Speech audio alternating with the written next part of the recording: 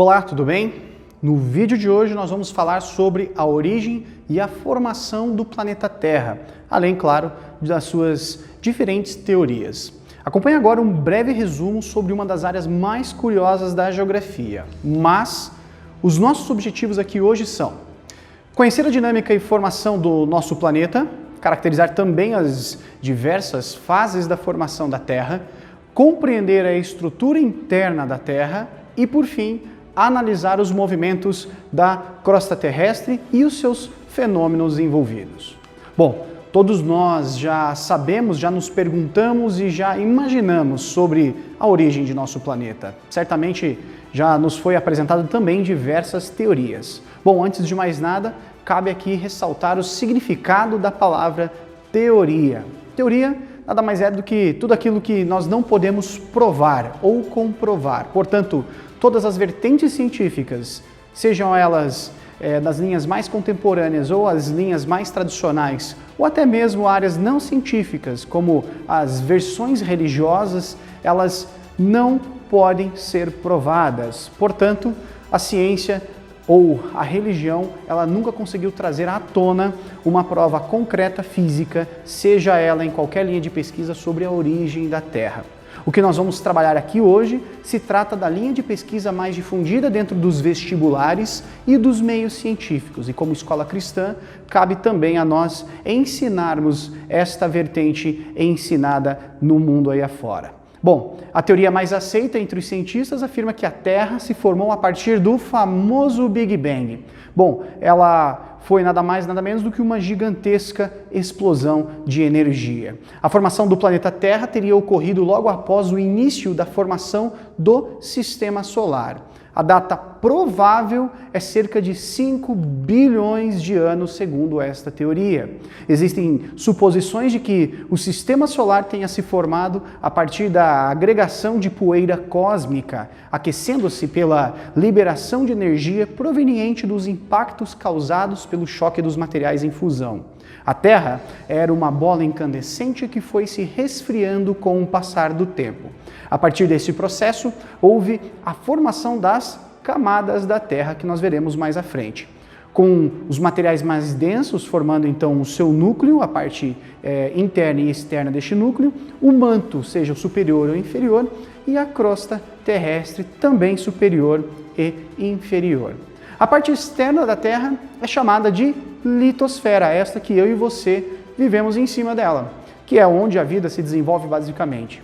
Essa camada, ela foi constituída a partir da consolidação do material incandescente e ela é formada basicamente por rochas. Nada mais, nada menos do que a Terra é como um grande ovo pochê. Sabe aquele ovo que você cozinha no micro-ondas, onde ele vai ficar com a casca externa mais rígida, a sua clara levemente densa e a sua gema já no estado mais líquido para pastoso. Então, a configuração do planeta tem uma referência bem interessante neste alimento, né? Basicamente, durante o processo de resfriamento da Terra, houve a liberação de vários gases e vapores, os quais originaram uma camada de ar envolvendo o planeta que nós chamamos de atmosfera. A atmosfera é, portanto, aquela camada de gases que envolve o nosso planeta, composta por inúmeros tipos de gases que ficam retidos devido à gravidade e o campo magnético da Terra. Os tipos de gases existentes, eles foram se modificando com o tempo, sendo que na origem do planeta, segundo essa teoria, havia a presença de metano, amônia, nitritos, vapores de água e dióxido de carbono, enquanto que atualmente o oxigênio e o nitrogênio são os predominantes, representando quase que a totalidade dos gases presentes na atmosfera. Esses gases contribuem para que a vida na Terra seja possível. Lembrando que a Terra é composta de 78% de nitrogênio, 21% de oxigênio e 1% dos diversos outros tipos de gases. Calcula-se que por volta de 4,6 bilhões de anos atrás, a Terra estava em processo de resfriamento, ocasionando um extenso período de chuvas causado pela condensação do vapor de água que havia na nossa atmosfera. Esta chuva acumulou-se nas partes mais baixas da superfície terrestre, formando o que nós conhecemos por oceanos. Todas as águas existentes na superfície da Terra constituem, então, a chamada hidrosfera. Vimos até aqui, então, litosfera, atmosfera e agora hidrosfera. As águas da Terra, então, elas estão em constante renovação a partir do famoso ciclo hidrológico. Estima-se que há cerca de 3,5 bilhões de anos atrás surgiram os primeiros sinais de vida no planeta, as quais se constituem então enquanto como vida animal ou vegetal nos oceanos. O conjunto de toda a vida existente na Terra é chamado de biosfera, a quarta então esfera que nós estamos estudando.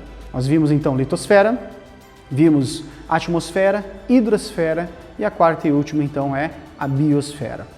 Para que a vida no planeta seja possível, é imprescindível o equilíbrio entre as esferas apresentadas. No início, a Terra não era como nós, obviamente, conhecemos hoje. Existia apenas aí um único continente, conhecido como Pangeia. Nós vamos falar detalhadamente sobre a teoria da deriva continental mais à frente, ok? Bom, há cerca de 240 milhões de anos começou então a separação deste grande continente, ocasionada pela movimentação das placas tectônicas, e há 200 milhões de anos atrás, aproximadamente, a fragmentação da Pangeia formou dois grandes blocos, chamados de Laurásia e Gondwana. Esses dois supercontinentes foram dividindo-se ao longo dos anos, formando os continentes tais como nós conhecemos atualmente. Mas antes de avançarmos sobre o conteúdo estrutural da Terra, cabe aqui explicar brevemente a forma do tempo, como é contado o tempo cronológico da Terra. Você percebeu que os números que eu falei até aqui são todos grandiosos? Pois bem, o planeta Terra possui aproximadamente 4,6 bilhões de anos, como dito há pouco, né? O que pode ser considerado muito tempo a depender do seu referencial. Para nós, seres humanos, esse tempo é quase inimaginável, uma vez que nossa existência no mundo data de algumas centenas de milhares de anos, segundo esta teoria. A invenção da escrita e a constituição das primeiras civilizações, por sua vez, são ainda mais recentes, iniciando-se há cerca de 6, 7 mil anos atrás. Bom, em razão dessa brutal diferença de tempo, torna-se importante estabelecer a distinção entre a escala de tempo geológico e a escala de tempo histórico. O tempo geológico refere-se ao processo de surgimento e formação, além da transformação do planeta Terra em si. O tempo histórico, por sua vez, faz referência ao surgimento das civilizações humanas e sua capacidade de comunicação escrita. Bom, para se ter uma noção aproximada de quanto a existência do ser humano é um mero episódio recente, no tempo geológico da Terra, nós utilizamos algumas analogias. Por exemplo, dentro da teoria evolucionista, se toda a história do planeta fosse resumida nas 24 horas de um dia, a existência da humanidade teria ocorrido nos últimos 3 segundos desse mesmo dia. Por isso, quando nós falamos em uma formação de relevo geologicamente antiga, estamos dizendo que ela se formou há alguns poucos milhares de anos, provavelmente em uma das últimas eras geológicas.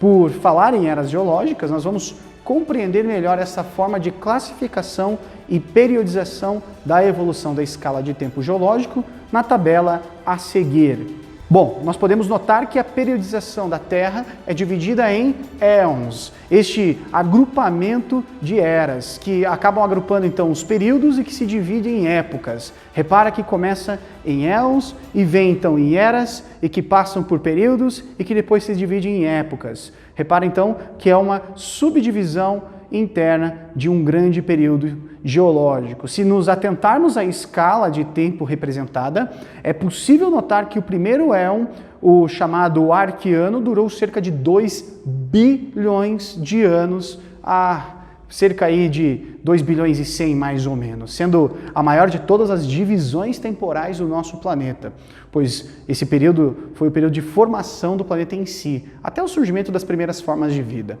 Já no éon seguinte, chamado de Proterozoico, ocorreu o surgimento das primeiras formas de vida fotossintetizantes, além dos primeiros animais invertebrados, o que durou cerca de 1 bilhão e 900 milhões de anos.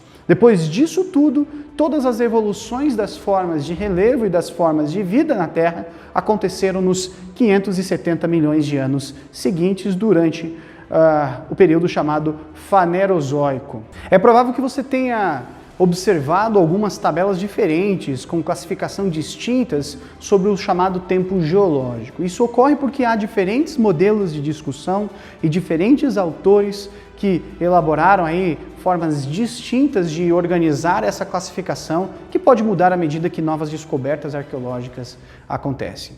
Bom, os continentes em suas formas atuais, com o fenômeno da deriva continental, por exemplo, eles originaram-se há cerca de 23 milhões de anos somente.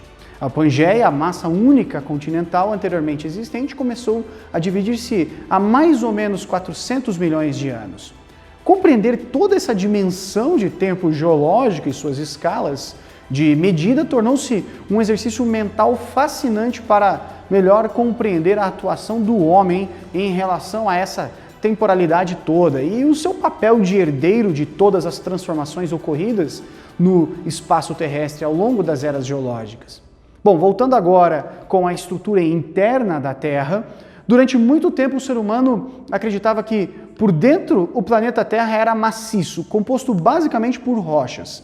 Atualmente é sabido que, na verdade, apenas uma camada muito fina da superfície apresenta essa característica, havendo composições e temperaturas diferentes nos milhares de metros existentes abaixo do solo. Para compreender melhor como tudo isso funciona e organiza-se, a estrutura interna da Terra foi classificada em 3 principais camadas: a crosta, o manto e o núcleo. Juntas, estas camadas atingem aproximadamente 6.370 quilômetros em linha reta entre a superfície e o centro do planeta. Vamos ver cada uma dessas partes. Bom, a crosta terrestre, a primeira parte das camadas da Terra, sendo também a menor e mais fina entre elas, tem uma profundidade que oscila entre 5 em algumas áreas oceânicas e 70 quilômetros de profundidade. Repare que essa é uma distância extremamente curta, é uma distância menor aí que de uma cidade como Curitiba, por exemplo, a Ponta Grossa. Essa camada ela é subdividida em crosta superior, também chamada de camada cial, e a crosta inferior, chamada também de camada cima. A primeira é composta predominantemente por silício e alumínio, o que explica a sua denominação. E ela também abriga as formas de relevo e todas as atividades humanas realizadas sobre a superfície da Terra. Já a segunda camada da crosta, ela é composta por silício e magnésio e pode ser melhor visualizado ali nas regiões das profundezas oceânicas, onde a camada cial não existe ou ela é muito fina. Apesar de ser a camada mais fria da Terra, a crosta pode apresentar uma temperatura próxima dos 1000 graus em determinados pontos. Bom, a segunda camada da Terra é o manto. O manto terrestre ele se posiciona logo abaixo da crosta e ela antecede então o núcleo. É a mais extensa das camadas da Terra e sua profundidade máxima alcança os 2.900 quilômetros de profundidade, ocupando cerca de 80% do volume total do planeta Terra.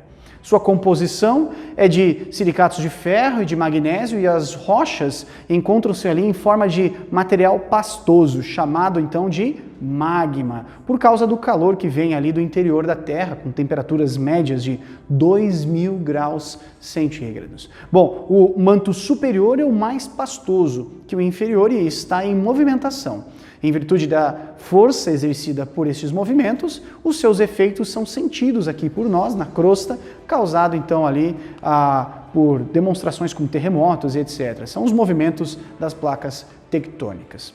E o último espaço, a última camada da Terra é o núcleo. O núcleo terrestre, posicionado logo abaixo do manto, é o mais quente das camadas da Terra e é também dividido em exterior e interior. A sua composição predominante é o NiF, que é níquel e ferro juntos, né? O núcleo externo encontra-se no seu estado líquido, enquanto que o núcleo interno encontra-se no seu estado sólido, por causa da extrema pressão aplicada sobre ele. As temperaturas oscilam de 3 a 5 mil graus Celsius, em razão de um núcleo interno ser uma espécie de bola maciça cercada por uma esfera líquida. O seu movimento de rotação é mais rápido do que o do planeta Terra, o que ajuda a explicar as origens e os efeitos do magnetismo do nosso planeta. E como é que o ser humano sabe tanto sobre o interior da Terra? Bom, basicamente, obviamente, o ser humano nunca visitou pessoalmente o interior do nosso planeta, a não ser no filme Uma Viagem aí ao Centro da Terra. O ponto mais profundo já escavado por nós alcançou incríveis 12 quilômetros de profundidade. Foi batizado de Poço Superprofundo de Kola, na Rússia, em um trabalho ali empreendido lá na antiga União Soviética. Atualmente, no entanto, há um trabalho em desenvolvimento para uma perfuração que pretende alcançar o manto terrestre. As informações atualmente existentes sobre a estrutura interna da Terra, elas se devem ao estudo das propagações sísmicas que ocorrem então nas camadas inferiores e que são captadas por um aparelho chamado de sismógrafo, o mesmo que mede a intensidade dos terremotos. Você já sacudiu uma caixa de presente, por exemplo, para ter noção do que se tem dentro dela, com certeza. Pois, basicamente é isso mesmo que o sismógrafo faz, aproveitando-se principalmente dos terremotos e abalos sísmicos menores que ajudam a chacoalhar o planeta. Obviamente, a precisão deste aparelho é muito alta e torna-se aí cada vez melhor à medida que se sucedem então os avanços da tecnologia, oferecendo para nós dados muito mais precisos sobre como funciona o mundo abaixo dos nossos pés. Bom, agora nós vamos pontuar os tipos de rochas que compõem a nossa crosta terrestre. A litosfera, a camada superficial e sólida da Terra, ela é composta por rochas que, por sua vez, são formadas pela união natural entre os diferentes tipos de minerais. Assim, em razão do caráter dinâmico da superfície, através de processos como o tectonismo, o intemperismo, a erosão e muitos outros, existe então uma infinidade de tipos de rochas. Dessa forma, foram elaborados vários tipos de classificação das rochas. A forma mais conhecida concebe-as então a partir da sua origem, isto é, se classifica a partir do processo que resultou na formação dos seus diferentes tipos. Nessa divisão, existem 3 tipos básicos de rochas: as rochas ígneas ou magmáticas, as rochas metamórficas e as rochas sedimentares. A primeira, as rochas ígneas ou magmáticas, são todas aquelas que se originam a partir da solidificação do magma, ou popularmente conhecido como lava vulcânica. Elas costumam apresentar uma maior resistência e vários subtipos geologicamente recentes e de formações antigas. Elas se subdividem-se em 2 tipos. Então, dentro das rochas magmáticas ou ígneas, nós temos as rochas ígneas extrusivas ou vulcânicas, que são aquelas que surgem a partir do resfriamento do magma expelido em forma de lava por vulcões e acabam ali formando rochas na superfície, em áreas oceânicas. Nesse processo de formação de rocha, ele é muito rápido, apresenta algumas características bem específicas, intrusivas, como por exemplo o basalto. E a subdivisão número 2 das rochas ígneas são as rochas ígneas intrusivas, ou também chamadas de plutônicas. São aquelas que acabam se formando no interior da Terra, geralmente nas zonas de encontro entre a astenosfera e a litosfera, em um processo constitutivo muito mais longo. Elas surgem na superfície somente através de afloramentos que se formam graças ao movimento das placas tectônicas, como ocorre na formação de montanhas, por exemplo. Nós temos um mineral conhecido como gabbro como exemplo desse tipo de rocha. O segundo tipo de rocha, nós vamos falar da grande divisão, são as rochas metamórficas. Elas são as rochas que surgem a partir de outros tipos de rochas previamente existentes. Por exemplo, conhecidos como rochas-mãe, sem que elas se decomponham durante o processo, que é chamado de metamorfismo, metamorfose. Quando a rocha original ela é transportada para outro ponto da litosfera, seja no vento, pela água e etc., e apresenta temperatura e pressão diferentes do seu local de origem, ela vai alterar as suas propriedades mineralógicas, transformando-se em rochas metamórficas. Por exemplo, o mármore. O mármore é um grande exemplo, então, desse tipo de rocha metamórfica. E o terceiro e último são as rochas sedimentares. São rochas que se originam a partir do acúmulo de sedimentos que nada mais são do que farelos, partículas de rochas. Então você tem o vento, a água, levando essas partículas de um lado para o outro e acumulando umas sobre as outras. Com o passar do tempo, uma rocha pré-existente sofre com as ações desses agentes externos, que eu disse agora, também chamados de exógenos, transformação de relevo, etc., vão se desgastar-se, vão se segmentar, se dividir em inúmeras partículas e em seguida esse material, esse pó, por exemplo, ele é transportado pela água, vento, para outras áreas, vão se acumular e em uma certa pressão elas vão se unir, se solidificando novamente. Nós chamamos esse processo de diagênese, formando ali então novas rochas. Esse tipo de constituição rochosa, em certos casos, favorece a preservação, por exemplo, de fósseis, que por esse motivo só podem ser encontrados em rochas sedimentares.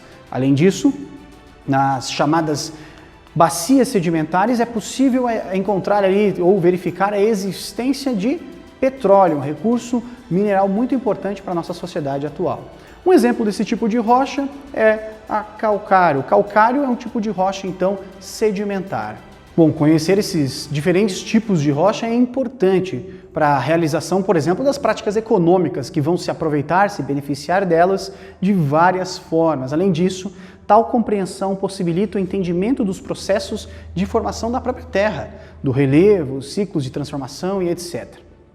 Ainda na nossa crosta, nós encontramos o sistema terrestre, que nada mais é do que o conjunto de elementos que garante o funcionamento dos componentes do planeta na superfície, todas as suas transformações ao longo do tempo, etc. Compreender esse sistema é, portanto, nós estabelecermos as bases para a compreensão do planeta de um modo geral, de forma então a entender todos os ciclos e processos naturais. Basicamente, os sistemas terrestres são constituídos a partir do relacionamento entre as formas de relevo e suas influências endógenas, internas ou exógenas externas, na sua dinâmica climática, dinâmica cíclica da água, por exemplo.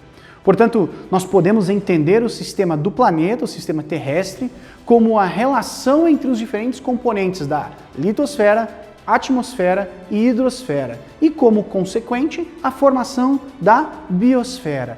Repare então que a biosfera é a soma desses três componentes anteriores, lito, átomo e hidrosfera. Por litosfera, nós entendemos como estrutura física sólida do nosso planeta.